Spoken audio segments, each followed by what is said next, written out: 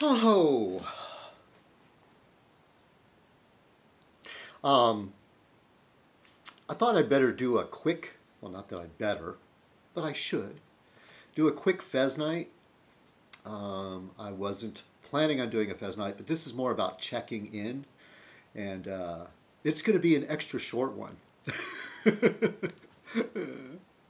Here, let me check something. I've got stuff in the washing machine, and I'm on a timer here, so that'll make sure that I don't go over. Yeah, things have been really sucky on Kong's Island, and I'm still,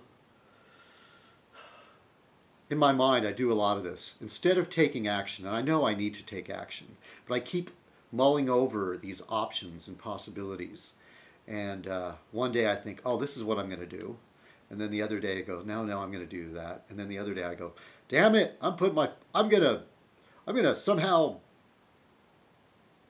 I don't know, I'm going to go against the odds and just put my feet down and just dig my heels in. I'm just going to basically stay, as far as on Kong Island. Yeah, you know what that, it's a metaphor, Kong Island. So anyway, I haven't been much in the mood to be doing videos or doing a Fez night. I still think about stuff, but I go, yeah, maybe I should do a video on that. But usually what I do is I just throw a bunch of small stuff into Fez night, which makes this long, boring dialogue that we have, which we call Fez night. Okay, enough of that. Time to don the fez. Greetings, fellow citizens. This is Citizen Kong, and welcome to another Fez night. Tonight's Fez night shall be called Under the Fez. Got some fresh brewed coffee right here. Oh, it's very hot. All right, let's see. I wrote down a couple things here. Okay, first of all, I want to wish a happy belated birthday to Frank of the Mountain, Frank, and James, aka Bongo Congo.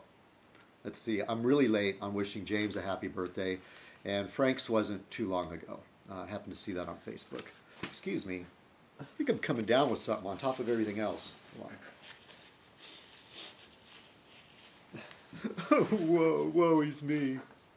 Even though my last name is pronounced Blakeney, it looks like Bleakney, and sometimes I think, yeah, okay. The name says it all, Bleak.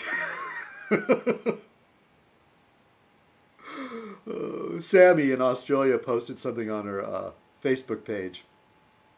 And I think since she posts on Facebook, I think it's okay to share it here.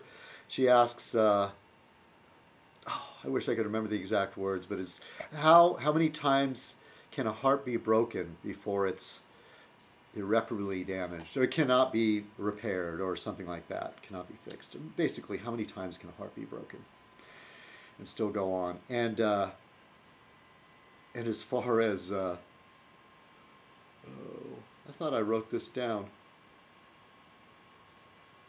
Yeah. So this is my response. Even after the heart becomes a crack-ridden lump of pulsing scar tissue, it can still be broken. Until we draw our last breath, it can still be broken. That's the kind of mood I've been in. Sorry, Sammy, if that was a little too bleak. Bleak, get it? Yeah, somebody else made a comment, reference to my name there too. And speaking of Sammy, she also posted a link on her Facebook page, but I'll get to that in a little bit later. On the opinion piece on Fez Night. Okay, so just a little bit. Touch bases with people. El Brookman, where's El Brookman? Yeah, I don't miss him that much. It's been a long time since I mentioned El Brookman on a Fez Night. See, Jeff is stirring up trouble. I think you're behind this, Jeff. Anyway, yeah, Riley's trying to grab Monk's attention, and he's offered to send him a t-shirt. And Let me check my timer. How much timer do I have? Time do I have? I better wrap this up. Um,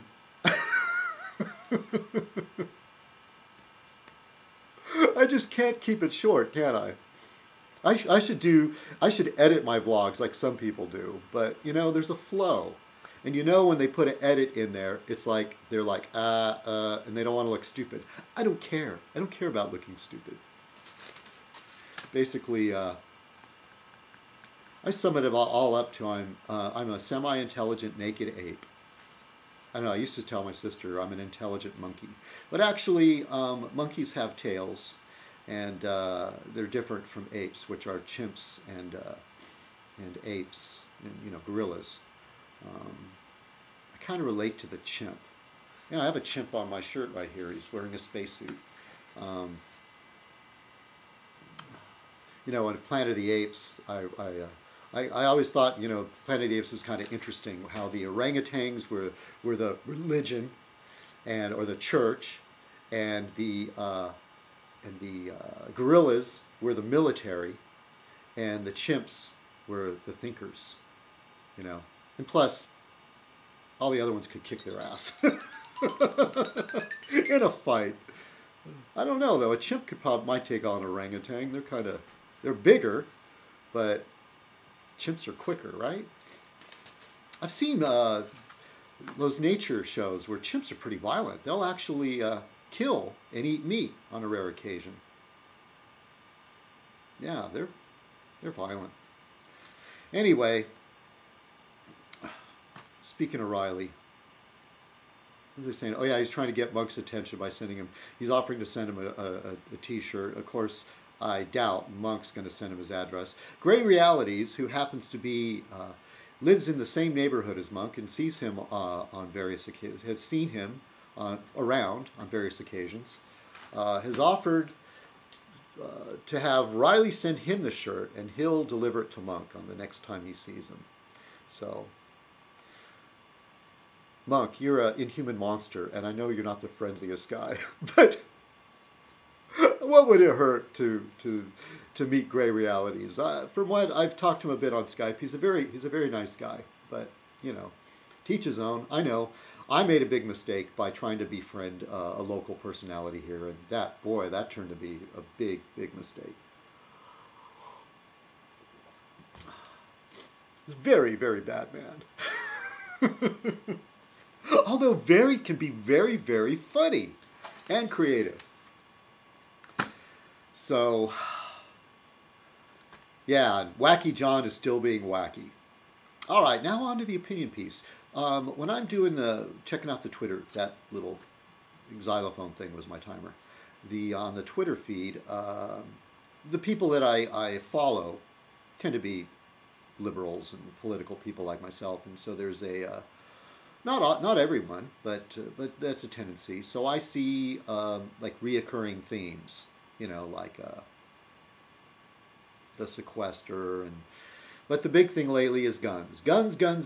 So back to Sammy's post. Sammy posted a link to God, I forget his name.